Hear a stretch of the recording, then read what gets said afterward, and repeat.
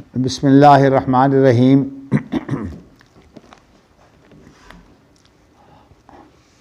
امام بخاری رحمۃ اللہ علیہ نے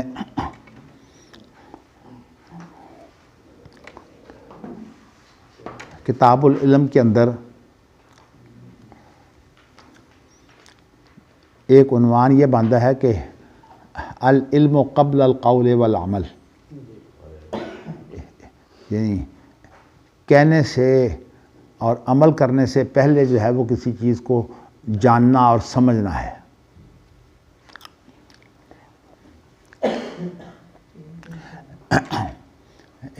علم جو ہے وہ افعال قلوب سے ہے۔ اگر اندر کا علم جو ہے وہ مراد ہو تو اس کے دو مفعول ہوتے ہیں، اور اگر اس سے مراد جو ہے وہ صرف پہچان ہو تو پھر اس کا مفعول ایک ہوتا ہے، اور یہ عرف یعرف، یہ پھر معرفت کے معنی میں آتا ہے۔ میں یہ بتانا چاہتا ہوں کہ معرفت جو ہے وہ ایک سطحی چیز ہے، اور جو خود علم ہے وہ اس سے بھی گہرا ہے۔ تو یہ جو امام بخاری نے باب باندھا ہے، اس کی روح سے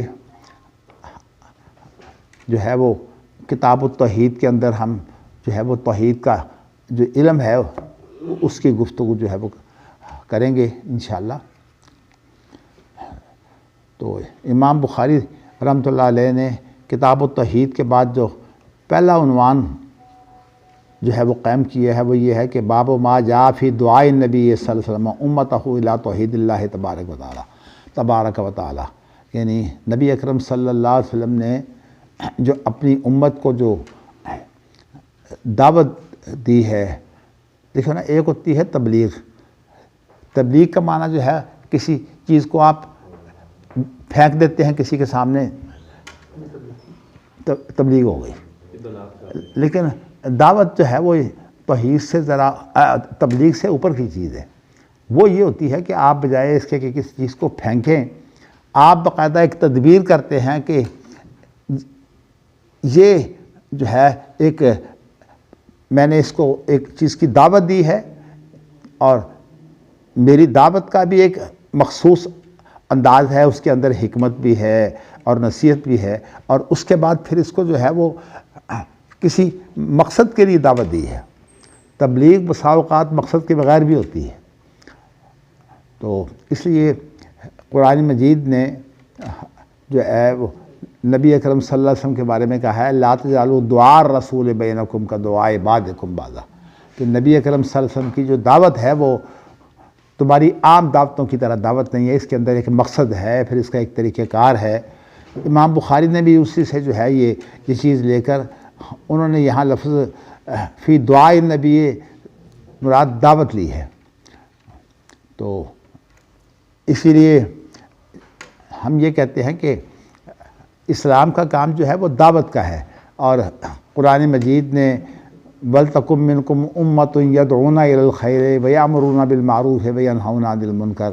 امر بالمعروف نہی المنکر، تو میں نے آپ کو بتایا تھا کہ اس سے مراد جو ہے وہ ایک خیر کا پھیلانا ہوتا ہے، یعنی امر بالمعروف سے مراد یہ ہے کہ خیر کا حکم بھی دیں اور اس کو پھیلائیں۔ تو اور نہی عن المنکر کا معنی جو ہوتا ہے وہ یہ ہوتا ہے کہ آپ کسی چیز سے روکیں، یعنی اس کے اندر جو ہے وہ ایک پیغام بھی ہوتا ہے، اور پیغام کے ساتھ ساتھ پھر اس کے بعد عمل بھی ہوتا ہے، یعنی یہ چیز امر بالمعروف نہی عن المنکر جو ہے یہ اس کے اندر عمل شامل ہے۔ اسی لیے اس کے لیے ایک دوسرا لفظ جو استعمال ہوتا ہے وہ جہاد کا لفظ استعمال ہوتا ہے۔ تو امر بالمعروف نہی عن المنکر جو ہے یہی جہاد ہے۔ تو امام ابن تیمیہ کا ایک رسالہ جو ہے وہ امر بالمعروف نہی عن المنکر کے بارے میں ہے، اور اس کے اندر پھر انہوں نے یہ بھی ایک بات کی ہے کہ اسلام کے اندر جو امر بالمعروف نہی عن المنکر ہے، یہی اس کی ایک جو ہے وہ اعلیٰ قسم جہاد ہے. اور جہاد کا جو مقصد ہے وہ ایک فتنے کا خاتمہ ہے، ایک ایسے الجھاؤ کا خاتمہ ہے جس کی وجہ سے انسان کی آزادی اور صلاحیتیں جو ہیں وہ رکاوٹ اس میں پیدا ہوتی ہے.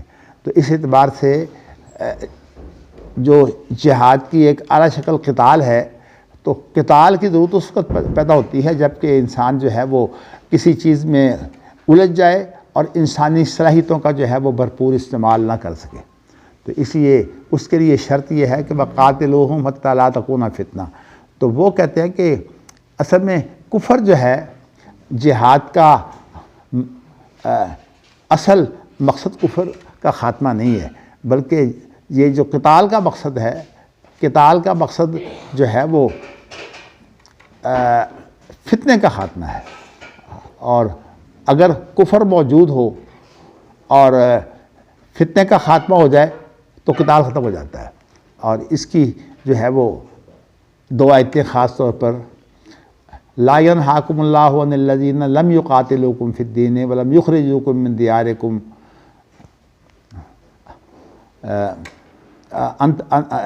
انت کیا ہے لفظ ان تبروهم یا ان تتولوهم کیا پہلی میں ان تبروهم تقسطوا الیہم ان اللہ یحب المقسطین، انما ينهاكم الله عن الذين قاتلوكم في الدين واخرجوكم من دياركم وظاهروا على اخراجكم ان تولوهم.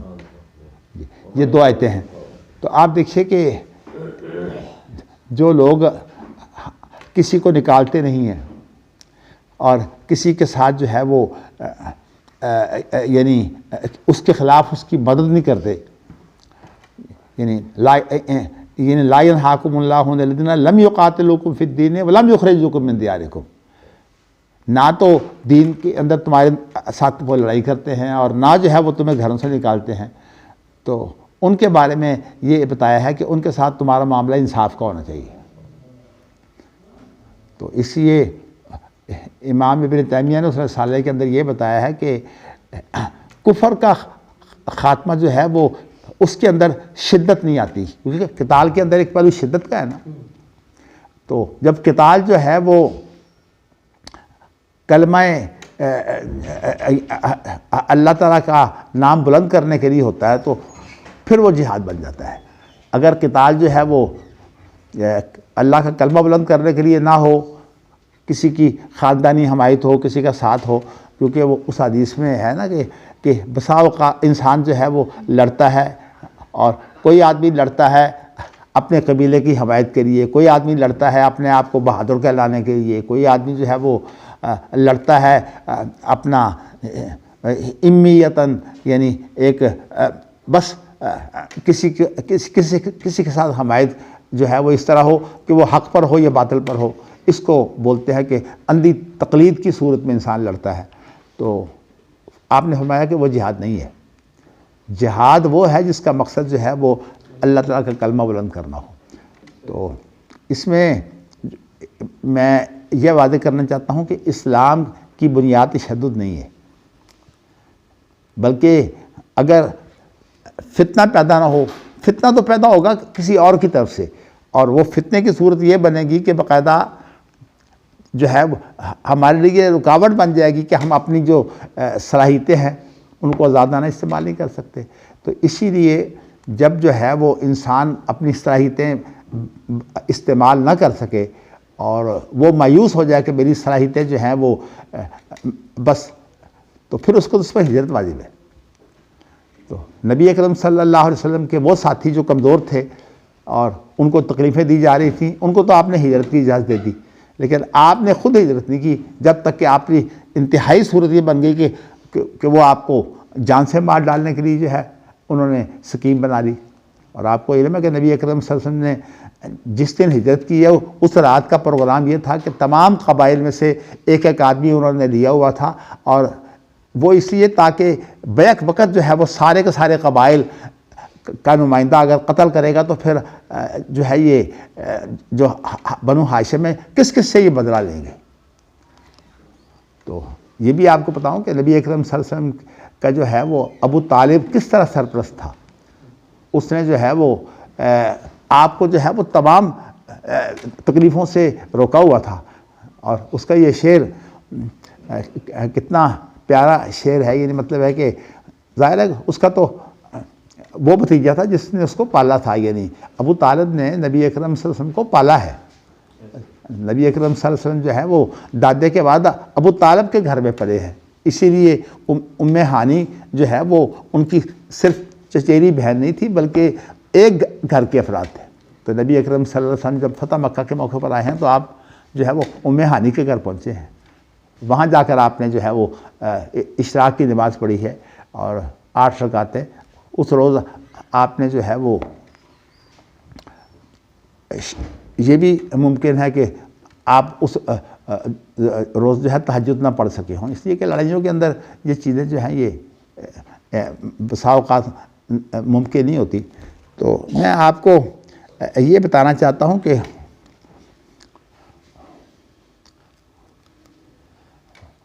وہ کیسے ہیں شعر، واللہ لن یصلوا الیک بجمعہم حتی اوسد فی التراب دفینا.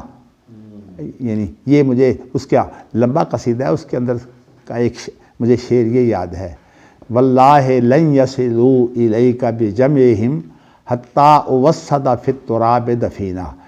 اللہ کی قسم وہ تیرے تک نہیں پہنچ سکتے.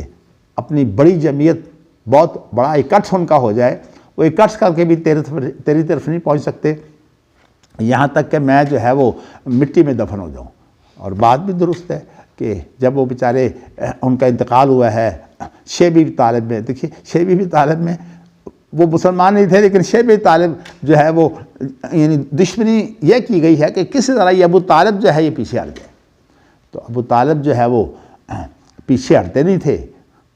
تو اسی لیے وہ واقعہ جو ہے ابو طالب نے اس کو ہنسی میں اڑا دیا، بلکہ انداز تو خیر اس کو سنجیدہ تھا، ہنسی کا معاملہ تھا نہیں. جب انہوں نے کہا نا کہ آپ ایسا کریں کہ یہ ہمارے حوالے کر دیں اور ہم آپ انگلی کریں کہ ان قریش میں سے کوئی ایک نوجوان جو ہے آپ بتائیں، ہم آپ کے سپرد وہ کر دیتے ہیں، ہم آپ کا وہ بیٹا بنا دیتے ہیں، آپ ان کی حمایت نہ کریں. تو انہوں نے کہا تو کوئی کتنی ماشاءاللہ جو ہے وہ میرے ساتھ یعنی بات جو ہے وہ آپ کر رہے ہیں کہ آپ کا بیٹا تو میں پالوں اور اپنا بیٹا جو ہے وہ مروا دوں آپ کے ہاتھوں. تو یعنی ایک بات جو ہے کتنی بتا رہی ہے. تو میں آپ کو یہ کہنا چاہتا ہوں کہ ابن تیمیہ نے جو ہے وہ یہ بتایا ہے کہ قتال فتنے کے خاتمے کے لیے ہوتا ہے اور جہاد جو ہے اس کا مقصد جو ہے وہ لتکون کلمۃ اللہ العلیٰ. اس لیے جہاد جو ہے وہ صرف لڑنا نہیں ہے بلکہ جہاد کے اندر اسلام کے غلبے کی جتنی محنتیں کی جاتی ہیں وہ جہاد کا مقصد ہے. جہاد کا مقصد جو ہے وہ غلبہ اسلام ہے اور قتال کا مقصد جو ہے فتنے کا خاتمہ ہے. تو اس لیے ابن تیمیہ نے جو ہے وہ امر بالمعروف نہی عن المنکر جو ہے اس کو جامع بنانے کے لیے جو ہے وہ اس کے اندر جو بحث کی ہے. میں اس لیے اشارہ کرنا چاہتا ہوں کہ آج کل وہ جو جہادی تنظیمیں ہیں نا، انہوں نے یہ بنایا ہوا ہے کہ اب کوئی ہم نے کام نہیں کرنا سوائے لڑنے کے. وہ ایک لفظ بنا ہوا ہے نا کہ ہم جو ہے وہ ہندو کی مذمت نہیں کرتے، مرمت کرتے ہیں. مقصد اس سے یہ ہے کہ ہم تو ہندوؤں کو مارتے ہیں، حالانکہ یہ اسلامی مشن ہے ہی نہیں ہندوؤں کو مارنا. ہندوؤں کو تو جو ہے وہ تبلیغ کر کے مسلمان بنانا مقصد ہے اور غلبہ اسلام کی محنت ہے. اسی لیے نبی اکرم صلی اللہ علیہ وسلم نے صلح حدیبیہ کے موقع پر جو ہے وہ قتال نہیں کیا تھا، بلکہ آپ نے فرمایا کہ میں قتال اس لیے نہیں کرنا چاہتا کہ ولولا رجال مؤمنون ونساء مؤمنات لم تعلموهم ان تطؤوهم فتصيبكم منهم معرة بغیر علم. تو یہ ساری چیزیں میں خیر ذرا ایک اور طرف اس لیے چلا گیا ہوں، لیکن میں نے آپ کو یہ بتانا تھا کہ اسلام کے اندر جتنے بھی معاملات ہیں ان کا علم تو ظاہر ہے کہ پہلے ہونا چاہیے. اور امام بخاری نے جیسا عنوان باندھا ہے نا کہ العلم قبل القول والعمل، لیکن اسلام جو ہے وہ دو چیزوں کا نام ہے، ایک زبان سے کہنے کا اور ایک جو ہے وہ عمل کرنے کا۔ تو عمل کے اندر اگر آپ یہ کہیں کہ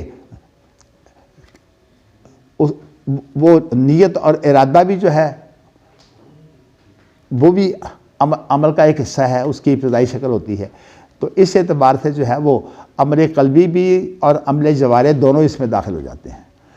تو یہ کتاب الایمان کے اندر امام بخاری نے جو ہے وہ بنی الاسلام علی خمس کے بعد پہلی بات یہی کہی ہے کہ ایمان و قول و عمل یزید و ینقص۔ یہ میں نے جو ہے وہ آپ کو جو توجہ دلائی ہے، اس سے ایک تو بات ابھی جو ایک سوال سامنے آیا تھا نا کہ کتاب الایمان کا اور کتاب التوحید کا کیا تعلق ہے، میں اس سلسلے میں جو ہے وہ یہ بات میرے سامنے آ گئی۔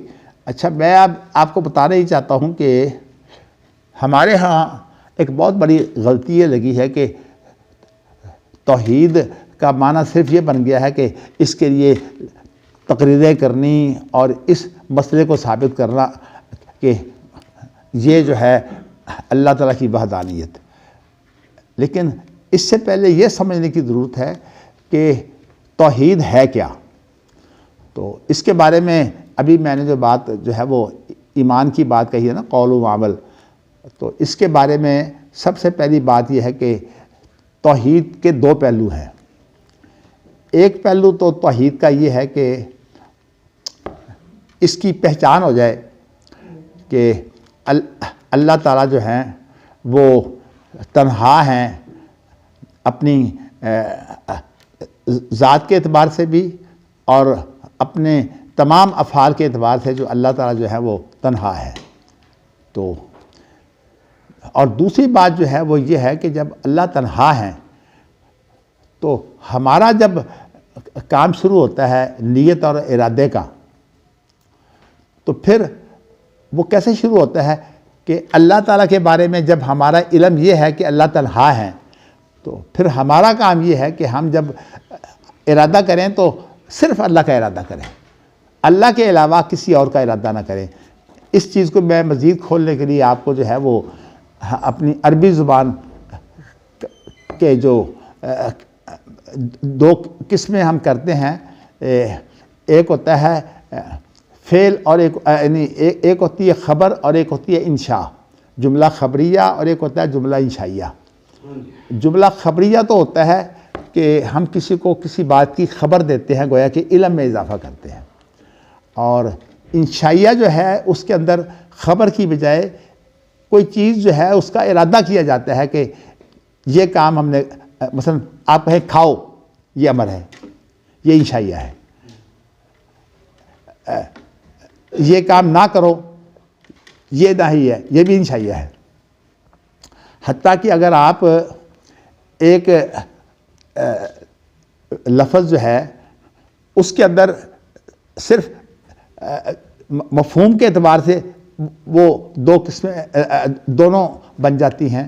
مثال کے طور پر اگر آپ کسی کو یہ خبر دیتے ہیں کہ میں نے کوئی چیز جو ہے وہ تمہیں بیچ دی ہے، تم نے خرید دی ہے، یعنی اپنے ایک عقد کی خبر دیتے ہیں، تو بے تو اشترائی تو یہ جملہ خبریہ ہوگا۔ لیکن اگر آپ اس کے ذریعے سے عقد جو ہے وہ کرتے ہیں، یعنی عقد کو وجود میں لاتے ہیں، تو پھر یہ جملہ انشائیہ ہوگا۔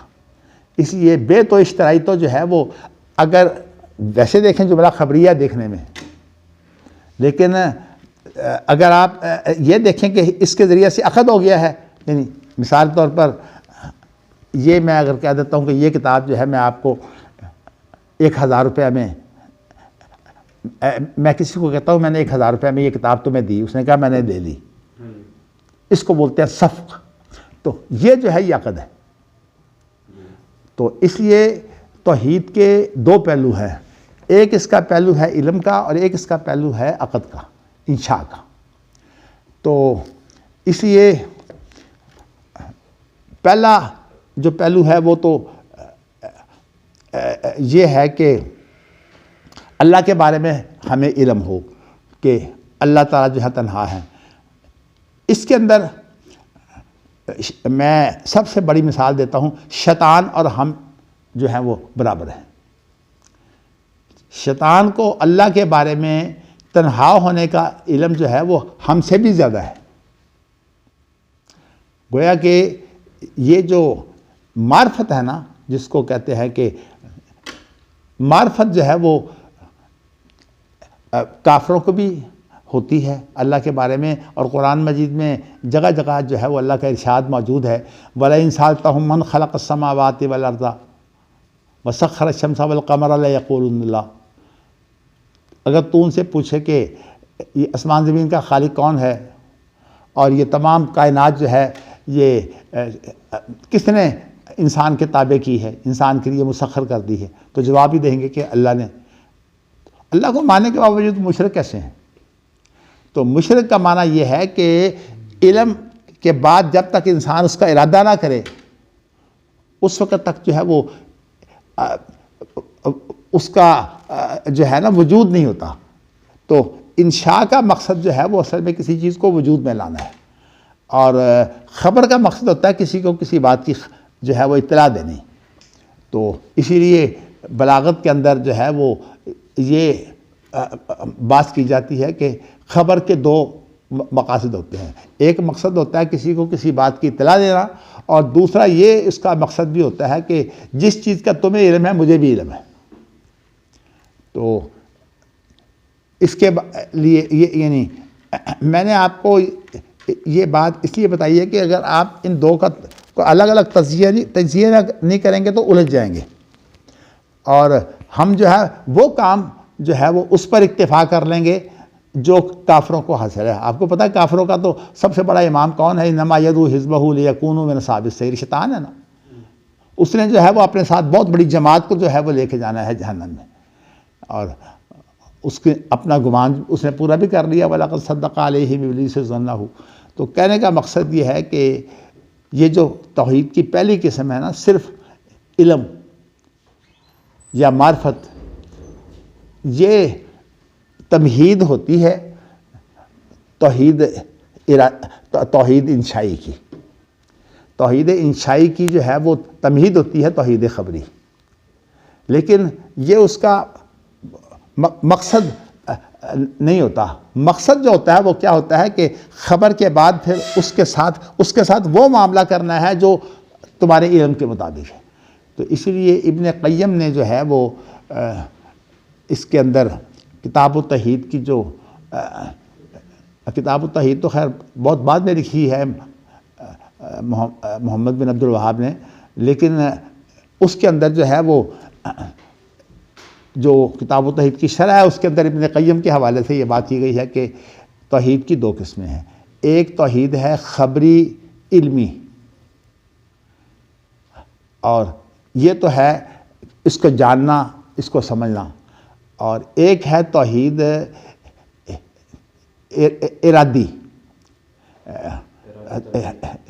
ارادی انشائی۔ ہاں جی، ہاں ارادی طلبی۔ طلب کے اندر جو ہے وہ انشاء یعنی مطلب ہے کہ انشاء کے لیے جو لفظ ہے وہ طلبی ہے نا، طلب کرنا کسی چیز کا، حتیٰ کہ آپ اللہ سے دعا کرتے ہیں تو دعا کے اندر بھی ایک طلب ہوتی ہے، تو اس لیے یہ بھی انشاء کی قسم ہے۔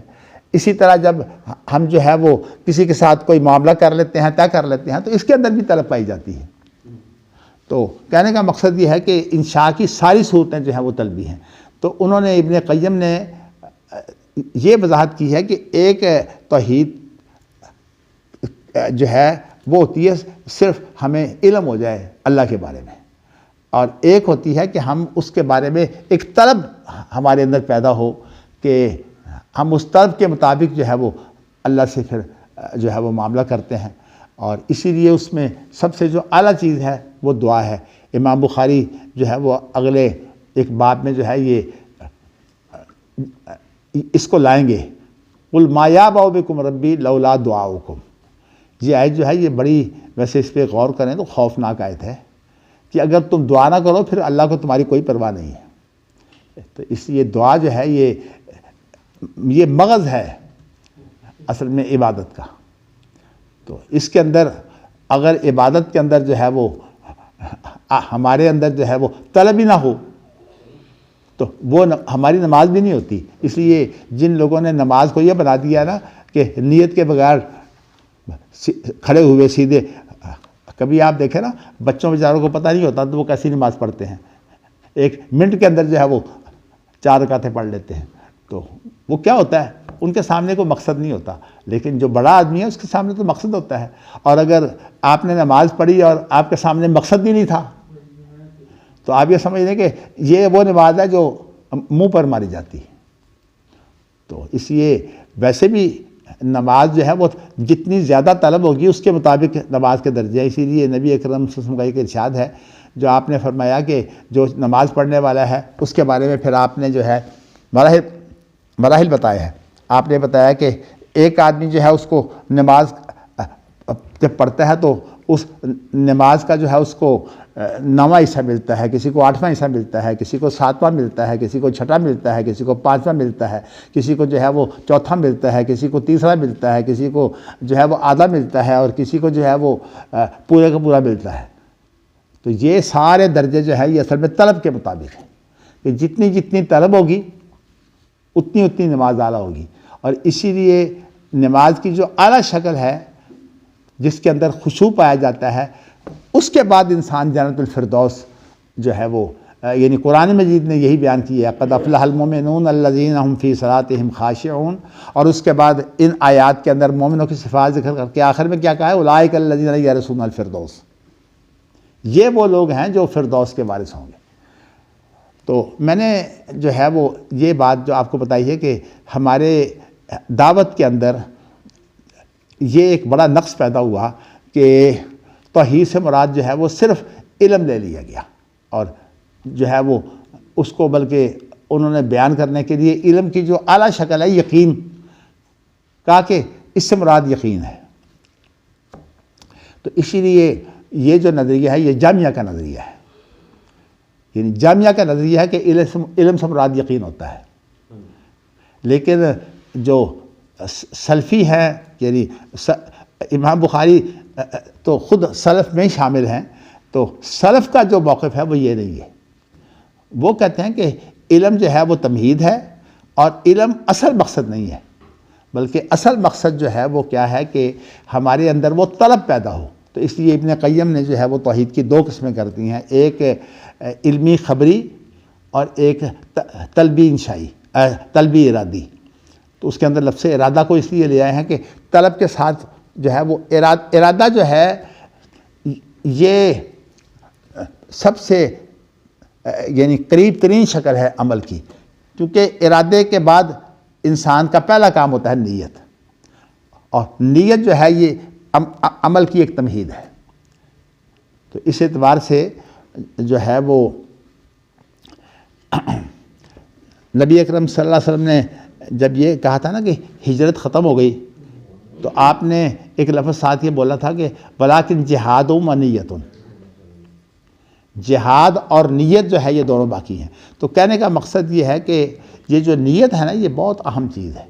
تو اس لیے اس کے بارے میں امام بخاری تو بالکل شروع میں لے آئے تھے انما الاعمال بالنیات، جو ہے وہ اپنی بخاری سے پہلے جو ان کا جو مقدمہ ہے اس کے اندر لے آئے تھے کہ انما الاعمال بالنیات، کہ اصل میں جو ہے وہ عمل کا کیا معیار ہے، کیا مقام ہے، وہ اصل میں نیت کے مطابق ہے. اسی لیے ایک آدمی جو ہے وہ بہت بڑا صدقہ کرتا ہے، اس کو بسا اوقات اتنا ثواب نہیں ہوتا، جبکہ ایک آدمی چھوٹا سا صدقہ کرتا ہے لیکن اس کی نیت میں یہ ہے کہ میں تو سب کچھ اللہ کے لیے دے رہا ہوں، وہ بڑھ جائے گا. حضرت عمر کا اور ابوبکر کا جو مقابلہ آپ کے ہاں معروف ہے، مال کے اعتبار سے تو ابوبکر بہت تھوڑے تھے لیکن ویسے نیت کی وجہ سے بڑھ گئے. تو خیر میں آپ کو یہاں یہ بتانا چاہتا ہوں کہ توحید کی 2 قسمیں جو ہیں ان کو پہچاننے کے لیے اگر آپ جو ہے وہ عربی زبان کا جملہ خبریہ اور انشائیہ جو ہے اس کو ذرا سامنے رکھیں تو آپ کو یہ بات جو ہے وہ ذرا کھل جائے گی کہ ایک جو توحید ہے اس کے اندر صرف مقصود علم ہے، اور ایک جو توحید ہے اس سے مقصود جو ہے وہ طلب اور ارادہ ہے. تو انبیاء جس کام کے لیے آتے ہیں نا وہ صرف علم کے لیے نہیں آتے، وہ آتے ہیں طلب اور ارادے کے لیے، اور یہ طلب اور ارادہ جو ہے یہ اصل میں ایمان کے وہ درجے ہیں جن کے ساتھ جو ہے وہ ایمان بڑھتا رہتا ہے۔ تو یہ جو ساتھ کہا ہے نا قول و عمل یزید و ینقص، اس کے ساتھ انہوں نے یہ بتایا ہے کہ جتنی طلب ہوگی اتنا ہی جو ہے وہ ایمان کا درجہ ہوگا۔ تو اس لیے یہ چیز جو ہے میں نے آپ کو بتائی ہے کہ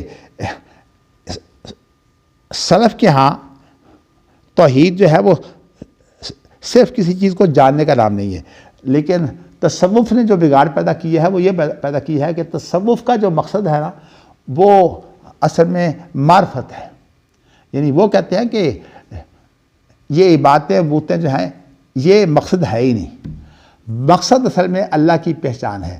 اور اس کے لیے ایک انہوں نے بناوٹی حدیث جو ہے وہ اپنے ہاں رکھی ہوئی ہے کہ کن تو کنزم مخفین فاحببت ان اعرف فخلقت الخلق، یہ حدیث جو ہے یہ موضوع حدیث ہے، اور مجھے بڑی حیرانگی ہوئی کہ فرد ہاشمی کی بہن کا یہاں ایک ادارہ ہے نور، تو اس کا نگت ہاشمی کا تو ایک ادارہ نور ہے، تو اس کے اندر اس کی ایک تقریر کی جو ہے رپورٹنگ کی صورت میں نے پڑھا، تو اس نے کہا کہ اصل ہم تو اس لیے آئے ہیں۔ تو یہ حدیث جو بناوٹی ہے نا اس کو کہا کہ یہ یعنی مطلب یہ ہے کہ اللہ تعالیٰ کو جو ہے وہ اس بات کی احتیاج ہے کہ لوگ اللہ کو سمجھیں، نعوذ باللہ من ذالک۔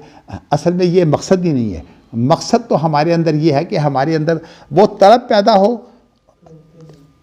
جو اس کا اعلیٰ درجہ جو ہے وہ دعا کا ہے، اس کا مغز دعا ہے، اور اس دعا کے بعد انسان کو جو ہے وہ جنت ملتی ہے۔ تو اگر انسان جو ہے وہ دعا نہ کرے تو اللہ کو پرواہ نہیں ہے، نہ دنیا کے اندر اللہ کسی کی مدد کرتے ہیں اور نہ جو ہے وہ، اس لیے جن لوگوں کو جو ہے وہ دعا کرنی آ جاتی ہے پھر وہ دنیا میں کبھی ناکام نہیں رہتے۔ اسی لیے حضرت زکریہ علیہ السلام کے کلمے جو ہیں یہ بڑے ہی پسندیدہ ہیں۔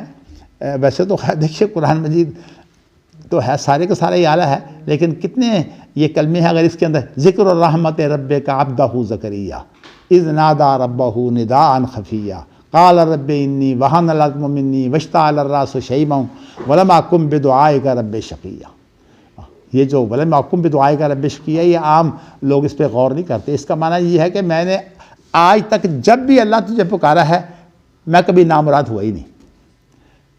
تو اصل میں ہوتا یہ ہے کہ یہ جو بسا اوقات ہماری دعا قبول نہیں ہوتی نا، اللہ یہ چاہتے ہیں کہ اس کے اندر طلب بڑھ جائے۔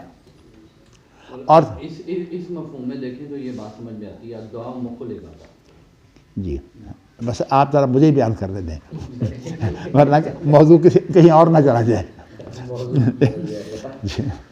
چلیے مقصد یہ ہے کہ میں نے کتاب التوحید کے شروع میں ہی آپ کو بتا دیا ہے کہ یہ جو اسلاف ہیں ان کے ہاں توحید جو ہے اس کے دو پہلو ہیں، ایک پہلو علم خبر کا ہے اور ایک پہلو جو ہے وہ طلب ارادہ کا ہے۔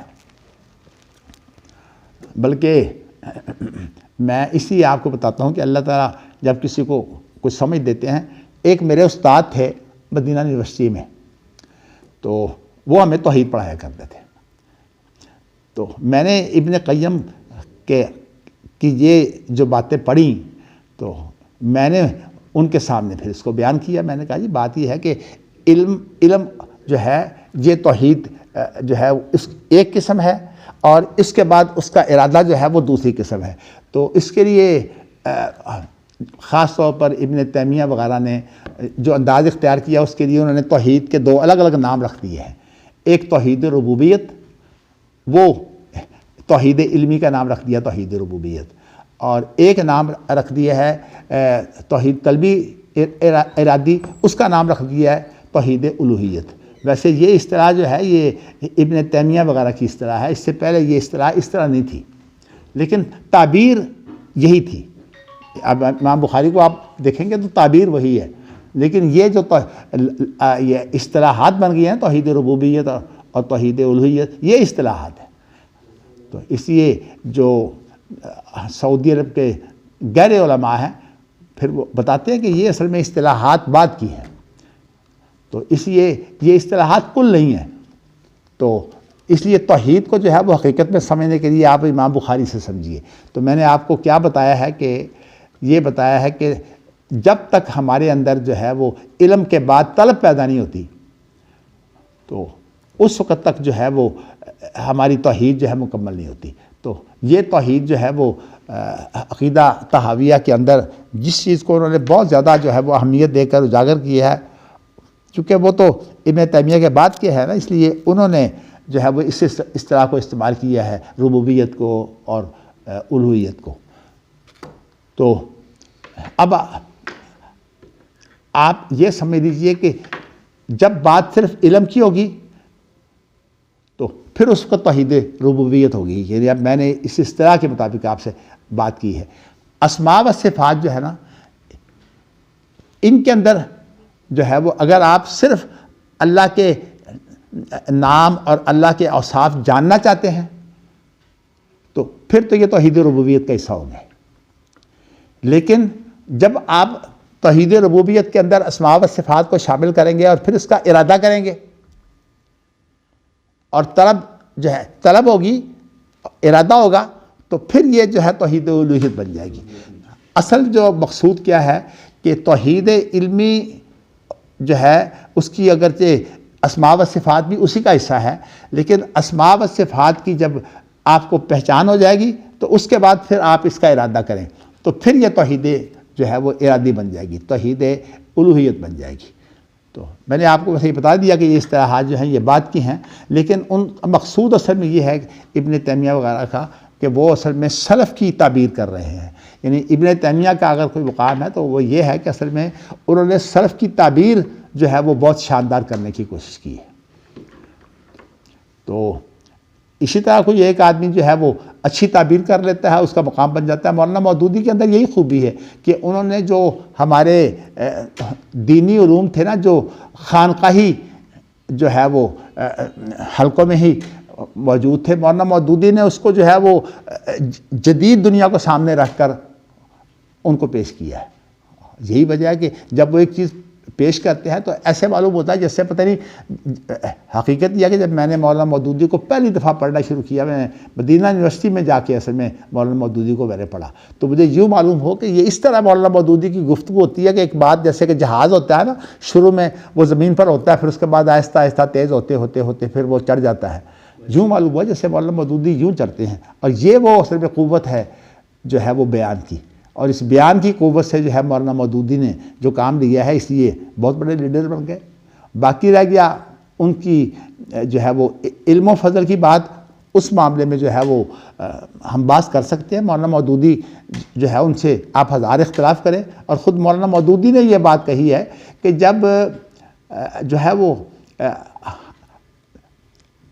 میں یعنی انہوں نے یہ لفظ بولا ہے کہ آئمہ کے بعد آنے والے لوگ جو ہیں جب وہ آئمہ کے بارے میں ترجیح دیتے ہیں تو اس وقت ظاہر ہے کہ وہ کسی کو غلط کہتے ہیں، کسی کو صحیح کہتے ہیں.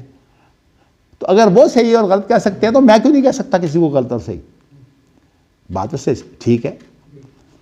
تو اس لیے حق ہے ہر آدمی کو پیچھے آنے والا کہ وہ تجزیہ کرتے ہوئے، لیکن یہ نہیں ہے کہ یہ اتھارٹی بن گیا.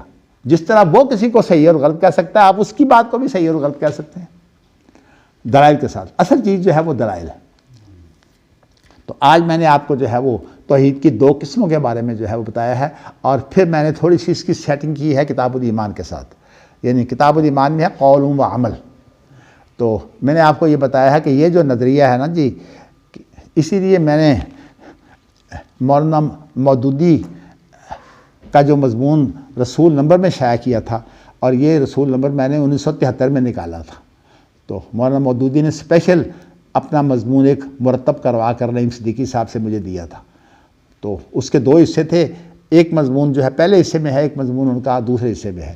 تو اس کے اوپر میں نے ایک ادارتی نوٹ لکھا تھا، اور اس کے اندر جو ہے وہ ادارتی نوٹ کے اندر میں نے یہ واضح کیا تھا کہ مولانا مودودی کا جو تصور ہے نا وہ اصل میں علم کا تصور ہے، جبکہ جو صحیح تصور ہے وہ علم کی بجائے جو ہے وہ ارادے کا ہے.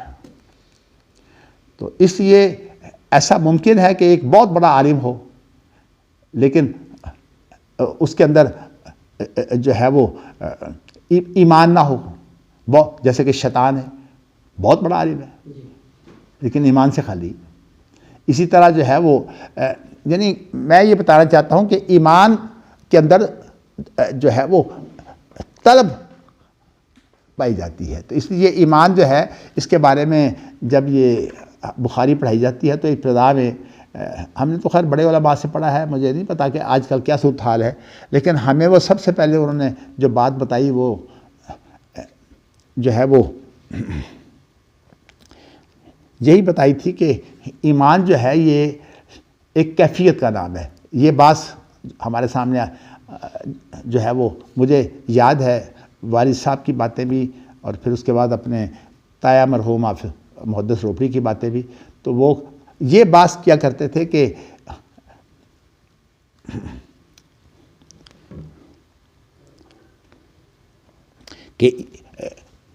چونکہ منطق کی تعبیر ہے نا، ایمان مقولہ کم میں سے ہے یا مقولہ کیف میں سے، تو کہتے تھے کہ یہ مقولہ کیف ہے. تو مقولہ کیف کا معنی یہ ہے کہ ایمان ایک اصل میں انسان کی اندرونی کیفیت کا نام ہے. وہ کیفیت جب انسان کی بڑھتی جاتی ہے تو پھر ایمان جو ہے وہ زیادہ ہوتا رہتا ہے. تو یہ جو اصل میں دنیا کے اندر آزمائشیں آتی ہیں نا، بیماری کی صورت میں یا اور کسی طرح جو ہے وہ، یہ آزمائشیں جو ہیں یہ اصل میں اس لیے آتی ہیں تاکہ انسان کی وہ جو کیفیت ہے وہ بڑھتی چلی جائے. اور اس کی عادت بالکل وہی ہوتی ہے جیسے کہ آپ دیکھیے نا کہ ویٹ لفٹر کیا کرتا ہے. شروع میں جب ویٹ لفٹنگ میں کوئی آدمی جاتا ہے تو وہ شروع ہوتا ہے 10 کلو یا 20 کلو سے، اور پھر بڑھتے بڑھتے ایسا ہوتا ہے کہ وہ 500 کلو تک جو ہے اٹھا لیتا ہے. وہ کیا ہوتا ہے؟ وہ حقیقت میں اس کی ایک تربیت ہو رہی ہوتی ہے، اس کی قوت کی. میں نے یہ سمجھانے کے لیے آپ سے بات کہی ہے کہ اسی طرح ایمان کی کیفیت ہوتی ہے. تو جب عام آدمی جو ہے جو ایمان لاتا ہے وہ ایمان اتنا ہی ہوتا ہے، لیکن جب اس کے بعد آزمائشیں آتی ہیں اور آزمائشوں سے انسان گزر کر آگے بڑھ جاتا ہے، پھر ایمان بڑھتا چلا جاتا ہے. اس لیے صحابہ کرام رضوان اللہ علیہم اجمعین کو اگر کوئی تکلیف نہ آئے تو وہ پریشان ہو جاتے تھے.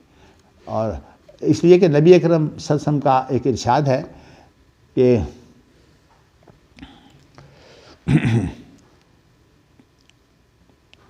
اللہ اکبر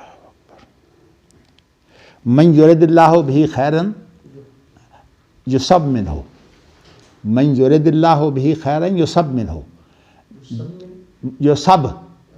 یصب یعنی اصابہ یصیبوں کا جو ہے، من یرد اللہ بہ خیرا یصب منہ، جس کے ساتھ اللہ بھلائی کا ارادہ کرتے ہیں اس کو اللہ مصیبت دیتے ہیں،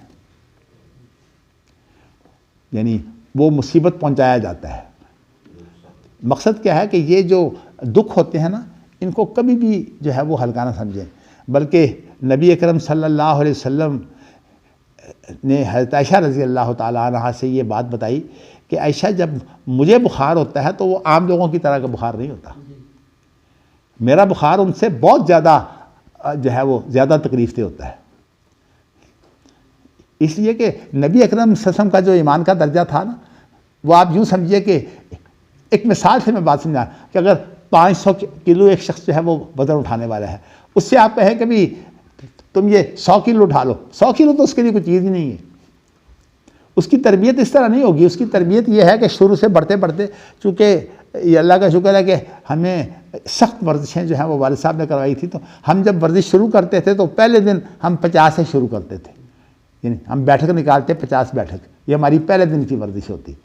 اور اس کے بعد پھر یہ ورزش ہماری جو ہے وہ 3 دن تو ہمیں جو ہے وہ ایسا ہو جاتا کہ ہم جو ہے وہ ہلنے جلنے کے بھی قابل نہ ہوتے. وہ تمام جس کو ہم پنجابی میں کھلیاں کہتے ہیں، ہمیں کھلیاں پڑ جاتی. لیکن اگر ہم وہ چھوڑ دیں تو پھر وہ 10 دن تک کھلیاں رہتی، لیکن اگر نہ چھوڑیں تو پھر وہ چوتھے دن ہی ہلکی ہو جاتی، چوتھے دن 5ویں دن، حتیٰ کہ 10-15 دن کے اندر ہماری کھلیاں ختم ہو جاتی. پھر جو ہے وہ ہم اس کو بڑھاتے 50 سے پھر 100 سے پھر جو ہے وہ 150 حتیٰ کہ 1000 تک ہم پہنچ جاتے. تو ہماری جو آخری صورت ہوتی وہ 1000 بیٹھک اور 500 ڈنڈ. لیکن بیٹھک اب ہم نکالتے تھے 100 بیٹھک 5 منٹ میں، یہ ہمارا اندازہ ہوتا تھا. لیکن جو ڈنڈ ہے وہ ہم اکٹھے 500 ڈنڈ ایک ہی سانس میں نکالتے تھے. تو میں آپ کو یہ بتانا چاہتا ہوں ذرا ایمان کو سمجھانے کے لیے کہ کیفیتیں جو ہیں وہ کیسے بڑھتی ہیں. قوت جو ہے وہ یہ بھی ایک کیفیت ہے. پہلوان جو ہے وہ قوت ایک کیفیت ہے. ہاں جی قوت بھی ایک کیفیت ہے نا. تو کہنے کا مقصد یہ ہے کہ لیکن ایمان جو ہے وہ ایک کیفیت میں سے ہے. یعنی ایمان کیفیت کا نام ہے. منہ سے اسی لیے جو لوگ جو ہے وہ بغیر کسی جو ہے وہ توجہ کے لا الہ الا انت سبحانک انی کنت من الظالمین لاکھ مرتبہ پڑھ لیا، اس کا کوئی فائدہ نہیں. اگرچہ اس کا فائدہ اس اعتبار سے ہے کہ قرآن مجید میں جو چیز موجود ہے اس کا اگر آپ معنی نہیں بھی سمجھتے آپ کو ثواب مل جائے گا. لیکن یہ جو انسان کی تربیت ہوتی ہے نا، اس کے اندر جو ہے وہ زیادہ اہمیت، کل نہیں، زیادہ اہمیت جو ہوتی ہے نا وہ ہوتی ہے اندرونی کیفیت کی. اسی لیے احسان کے ساتھ جو ہے وہ اس کیفیت کو بیان کیا ہے.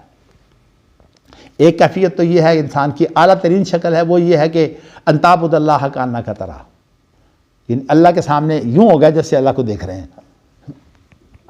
اور اس کی احسان کی کم از کم کیفیت، یعنی احسان کا معنی اچھی صورت کی کم از کم کیفیت کیا ہے کہ اللہ آپ کو دیکھ رہا ہے. احسان کا ادنا درجہ اللہ کا ہمیں دیکھنا ہے، اور احسان کا اعلیٰ درجہ یہ ہے کہ ہم اللہ کے سامنے پیش ہو کر یوں ہے جیسے کہ ہم اللہ سے بات چیت کر رہے ہیں.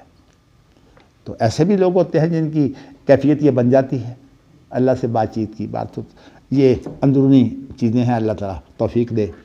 تو میں نے آپ کو آج یہ بتایا ہے کہ توحید کی دو قسمیں ہیں، اور یہ حقیقت میں جو ہمارے اسلاف ہیں جنہوں نے یہ کہا نا کہ الایمان و یزید و ینقص، انہوں نے اسی کی ایک تعبیر جو ہے وہ کتاب التوحید کے اندر جو ہے وہ کی ہے.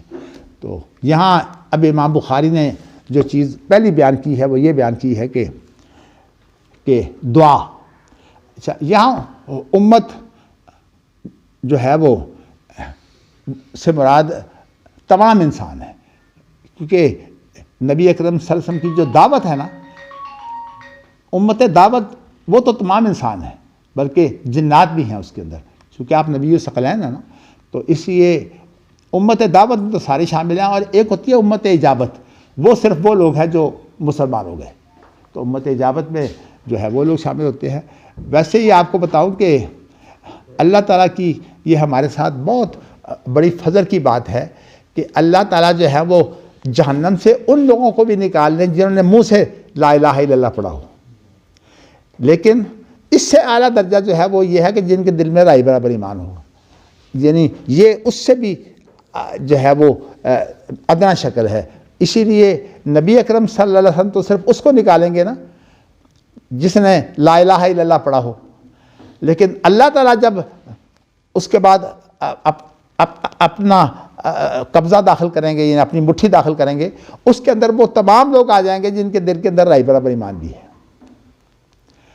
تو یہ جو ہے یہ کیفیت آپ کو میں نے اس لیے بتائی ہے کہ نبی اکرم صلی اللہ علیہ وسلم کا جو سفارش کا مقام ہے، اللہ تعالیٰ کا کام جو ہے وہ اس سے آگے ہے.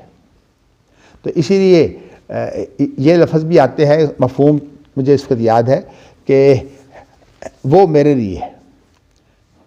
یعنی نبی اکرم صلی اللہ علیہ وسلم نے جب ان لوگوں کے بارے میں جو ہے وہ سفارش کی تو آپ نے کہا کہ وہ رحمان کے لیے ہے، یعنی اللہ تعالیٰ جہنم سے ان لوگوں کو نکال لیں گے جن کے اندر رائے برابر بھی ایمان ہوگا. تو میں نے آپ کو یہ بتایا ہے کہ توحید کی جو دو قسمیں، اس کی آپ کو اصطلاح بھی بتا دی ہے. اب تھوڑا سا اس امام بخاری کو پڑھتے ہیں تاکہ جو چیز میں آپ کو بتا رہا ہوں امام بخاری کے انداز سے بھی آپ کو معلوم ہو.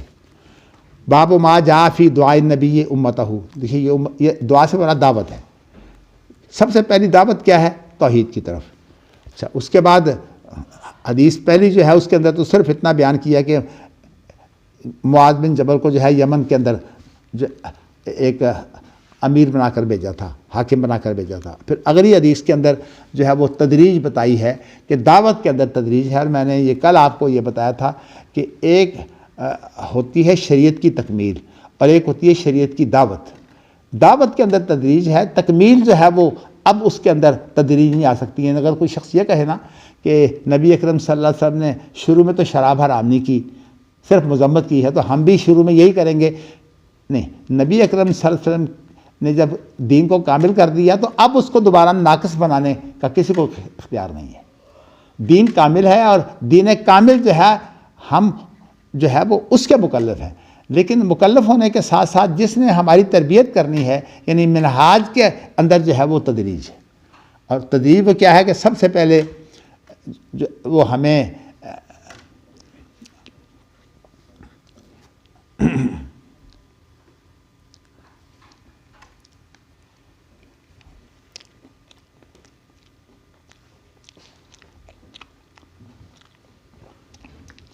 ہمیں جو ہے وہ توحید کی دعوت دی جائے گی۔ لیکن یہاں میں نے آپ کو بتا دیا کہ توحید سے مراد توحید علمی ہے، یہاں سے آپ شروع کریں گے۔ جس کو نہ پتہ ہو اس میں خاص طور پر اسماء و صفات کے بارے میں جو ہے نا یہ بڑی الجھن ہے، لیکن یہ بھی توحید علمی ہے۔ اس کے بعد جب ہم کہتے ہیں نا بسم اللہ الرحمن الرحیم، تو بسم اللہ الرحمن الرحیم جو ہے یہ صرف توحید علمی نہیں ہے، اس کے اندر جو ہے یہ توحید طلبی ہے۔ کیوں؟ اس کے اندر دعا ہے۔ بسم اللہ سے پہلے جو لفظ حذف ہے وہ تو ہم عام طور پر کہہ دیتے ہیں نا اقرأ یا ادعو، لیکن میں عام طور پر میں اس چیز کو اہمیت دیتا ہوں کہ استغیث، اے اللہ میں تجھ سے فریاد کرتا ہوں، اور اس کے بعد تو رحمان رحیم ہے۔ یہ اصل میں بالکل ایسی بات ہے جیسے کوئی آدمی کسی سے یہ کہے کہ تو بہت ہی مہربان ہے، مجھ پر رحم کر۔ لیکن اسماء و صفات کے جو آداب ہیں نا ان کے اندر یہ بات بڑی اہم ہے کہ انسان جو ہے وہ جس سے کچھ مانگنا چاہتا ہے اس کی تعریف کرے، لیکن اگر وہ عیینہ بن حسن کی طرح جو ہے وہ برائی شروع کر دے کہ تو انصاف نہیں کرتے، تم انصاف نہیں کرتے، لوگوں کو دیتے ہو ہمیں نہیں دیتے، یہ جو ہے یہ اصل میں مانگنے کا طریقہ نہیں ہے، یہ حقیقت میں کسی کی مذمت کا طریقہ ہے۔ اسی لیے عام طور پر ایک بات کہی جاتی ہے کہ جس آدمی کو نے مانگنا ہو وہ تو پھر کسی کی تعریف کر کے اس سے مانگے۔ کہنے کا مقصد اصل میں یہ ہے کہ یہ جو اسماء و صفات ہیں جن کے اندر اللہ کے نام اور اللہ کے اوصاف آتے ہیں، تو اس کا اصل مقصد یہ ہوتا ہے کہ اس کے ساتھ ہی جو ہے وہ انسان کے اندر وہ چیز پیدا ہو۔ آپ دیکھیے نا، ایک حضرت عیسیٰ علیہ السلام کی دعا ہے، وہ قرآن مجید میں بھی موجود ہے، ان تعذبہم فإنہم عبادک وإن تغفر لہم فإنک انت العزیز الحکیم۔ ان تعذبہم، اے اللہ اگر تو ان کو سزا دیتا ہے، تیرے بندے ہیں۔ کیا مطلب ہے؟ جیسے بالکل یہ دعا ایسی ہے جیسے کہ رب انی مسنی الضر وانت ارحم الراحمین، یا اللہ مجھے تکلیف پہنچی ہے، تو سب مہربانوں سے زیادہ مہربان ہے۔ تو یہ عیسیٰ علیہ السلام کی دعا بھی ہے کہ اے اللہ اگر تو ان کو سزا دیتا ہے تو تیرے ہی بندے ہیں، تیرے ہی تو ہیں، اور وَإِن تَغْفِرْ لَهُمْ، اور اگر تو ان کو معاف کر دیتا ہے فَإِنَّكَ أَنْتَ الْعَزِيزُ الْحَكِيمُ، تو عزیز ہے، تو غالب ہے اور حکمت والا ہے۔ کیا مطلب ہے؟ تیری معافی میں بھی ایک حکمت ہے، اور تو غالب ہے، تو اسے کوئی پوچھنے والا نہیں ہے کہ تو نے معاف کیوں کیا ہے۔ تو دعاؤں کے ساتھ یہ چیزیں بڑی اہم ہوتی ہیں۔ اور میں آپ کو بتاؤں کہ غلط طریقہ کیا ہے؟ اے اللہ تو بڑا طاقتور ہے، بڑا طاقتور ہے، اس لیے کوئی بات ایسی مانگے جس کا تعلق طاقت سے نہ ہو۔ اس لیے ہمیشہ اسماء و صفات جو ہیں وہ اس کے مطابق ہوتے ہیں جو انسان مانگتا ہے۔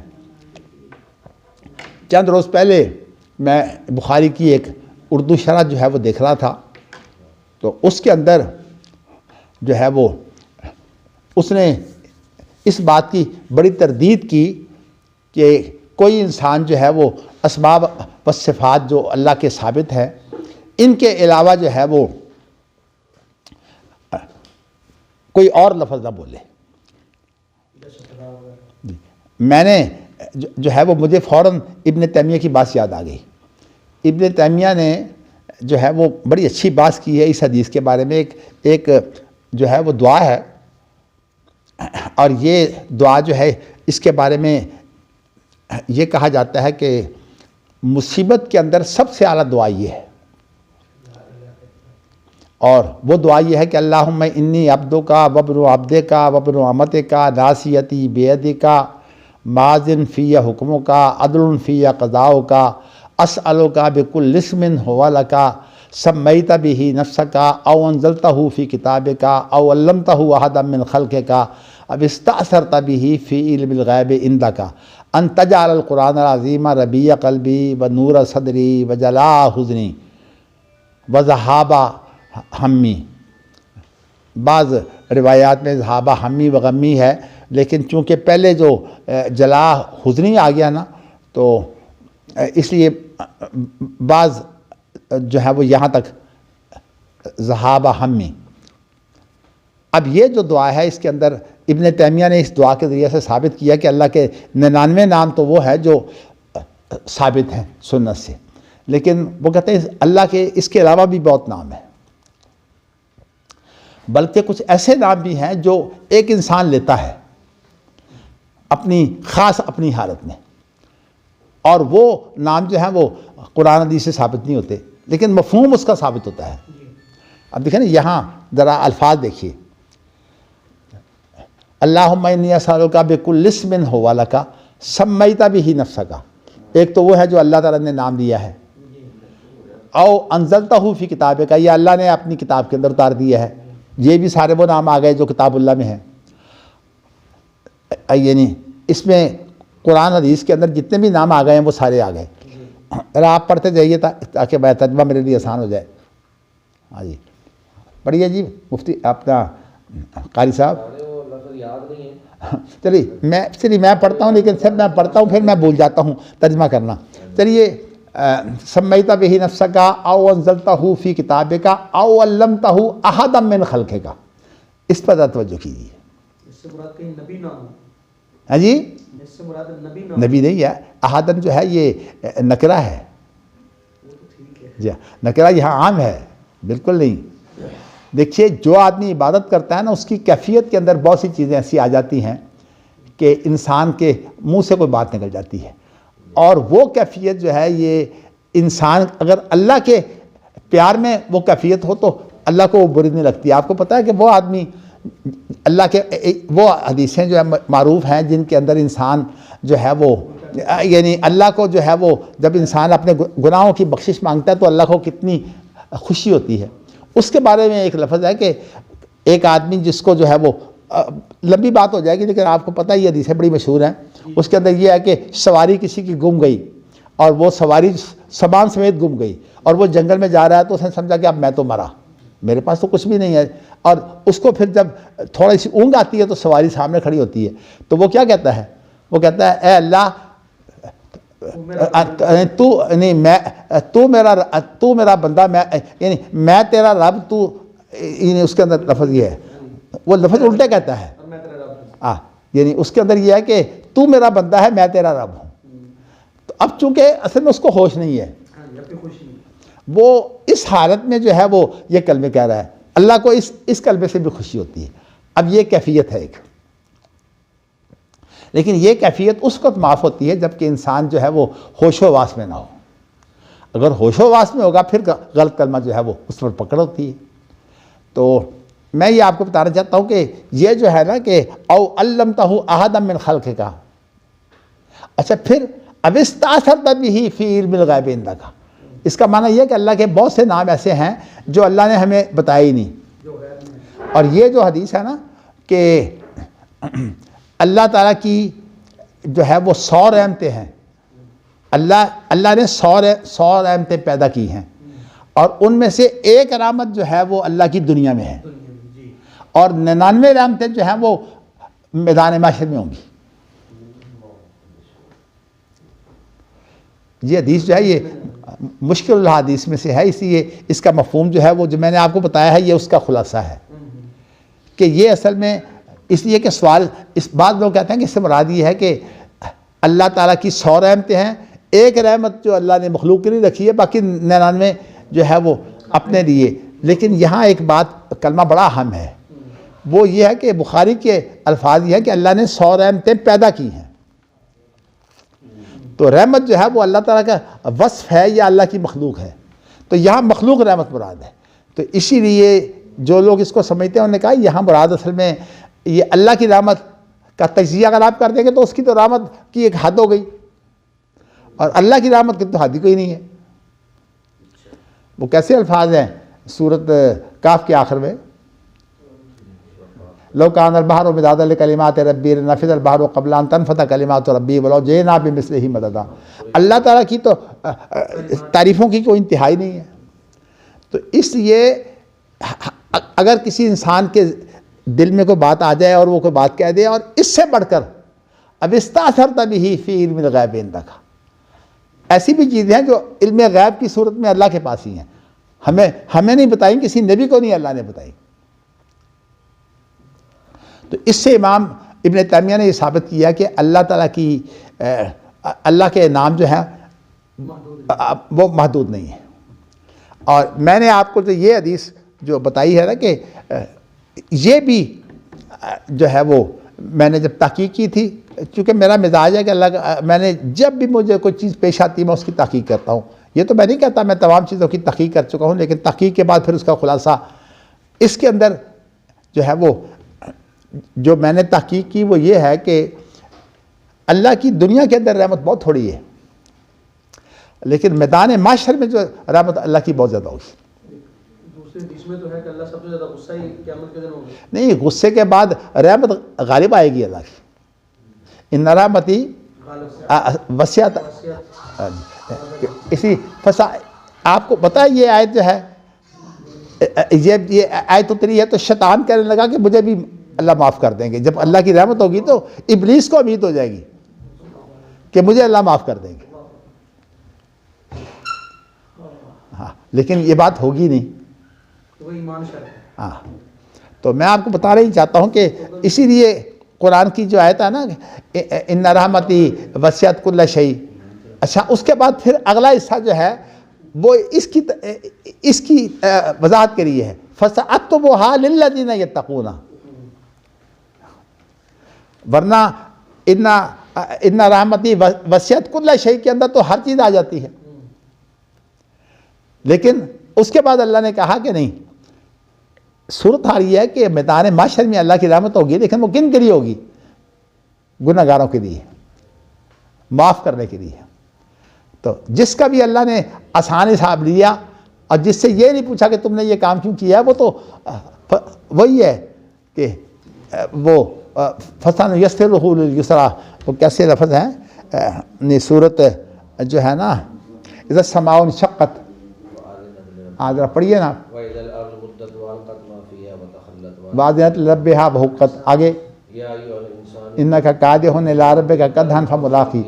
آگے فَأَمَّا مَنْ أُوتِيَ كِتَابَهُ بِيَمِينِهِ فَسَوْفَ يُحَاسَبُ حِسَابًا يَسِيرًا. حضرت عائشہ رضی اللہ تعالی عنہا نے جو ہے وہ پوچھا کہ یہ جو حساب یسیرہ ہے اس کے بارے میں تو آپ کہتے ہیں کہ اللہ معافی کرتے چلے جائیں گے. تو اللہ کے رسول نے فرمایا کہ من نُقِشَ الحساب عُذِّبَ, جس سے اللہ نے یہ پوچھنا شروع کر دیا کہ تو نے یہ کام کیوں کیا ہے, یہ قریش شروع ہو گئی, وہ نہیں بچے گا. اس لیے کہ اب اللہ تعالیٰ کی عدالت میں کون بچے گا؟ اس وقت تو ہمارے ہاتھ پیر گواہیاں دے رہے ہوں گے, ہماری زبان جو ہے اس کو اللہ بند کر دیں گے. نختم علی افواہہم وتکلمنا ایدیہم وتشہد ارجلہم بما کانوا. اس وقت جو ہے جب ہاتھ پاؤں بولیں گے تو کون اس کا جواب دے گا؟ ہاتھ کہے گا میں نے یہ گناہ کیا ہے, پاؤں کہے گا میں نے یہ گناہ کیا ہے. سارے گواہ ہمارے خلاف کھڑے ہمارے خلاف, ہمارے اپنے ہی اعضاء جو ہے ہمارے خلاف گواہ ہوں گے, تو کیسے معافی ملے گی؟ اسی اللہ کے بارے میں دلیر کبھی نہیں ہونا چاہیے. تو میں نے جو ہے وہ چلیے جی, اب اس حدیث کے اندر جو ہے وہ بیان ہوا ہے کہ سب سے پہلے توحید کی دعوت ہے, لیکن توحید کی دعوت سے مراد کون سی انتہا کیا ہے؟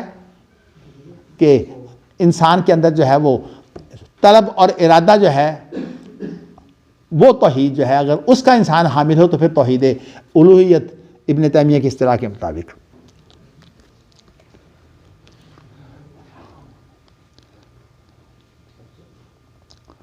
اچھا جی، اس کے بعد پھر کیا ہے؟ اس کے بعد پھر نماز ہے، کیونکہ ایمان جو ہے وہ قول عمل ہے نا، عمل کے اندر جو ہے وہ، اچھا لفظ قول عمل کہا ہے، قول فعل نہیں کہا، اس لیے کہ فعل کے اندر نیت شرط نہیں ہے، عمل کے اندر نیت شرط ہوتی ہے۔ تو مثلا ایک آدمی مر گیا ہے، اس کی نہ بھی نیت ہو تو اس کو ماتا فعل تو استعمال کر سکتے ہیں، لیکن موت کا عمل سے اس کے لیے استعمال کریں گے جو خودکشی کرے، تو عمل کے اندر نیت ہوتی ہے، اس لیے انما الاعمال بالنیات، انما الافعال بالنیات نہیں کہا۔